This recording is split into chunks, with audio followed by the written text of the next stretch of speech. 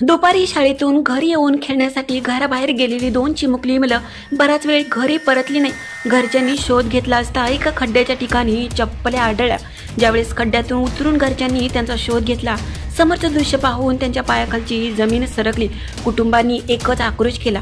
ही दुर्दैवी घटना नागपूर जिल्ह्यातील रामटेक तालुक्यातील खैरे बिजेवाडा ग्रामपंचायत हद्दीतील पाचगाव येथे घडली. झालं असं, पाचगाव येथील रहिवासी 7 वर्षीय उत्कर्ष लोकेश लांजेवार आणि रिधान संजय सहानी दुपारी शाळेतून घरी आले होते.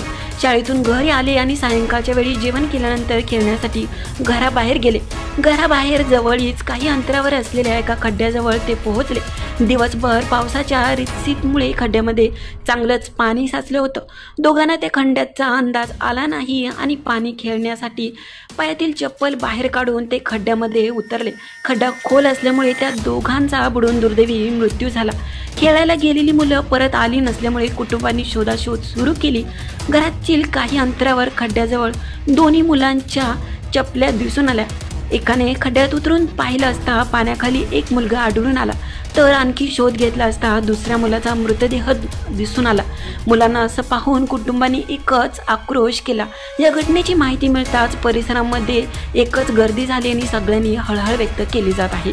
रामटेक पोलिसांना माहिती दिल्यानंतर ते पण घटनास्थळी धाव घेतली आणि चौकशी सुरू केली. या घटनेने सर्वांनाच मोठा धक्का बसला. काही वेळात खेळून घरी येतो असं सांगून निघालेली चिमुकली मुलं मात्र घरी परतली नसल्यामुळे कुटुंबावर दुःखाचा डोंगरच कोसळला. 7 वर्षीय दोन्ही चिमुकल्यांचा असा दुर्दैवी मृत्यू झाल्याने परिसरामध्ये एकच हळहळ पसरली आहे.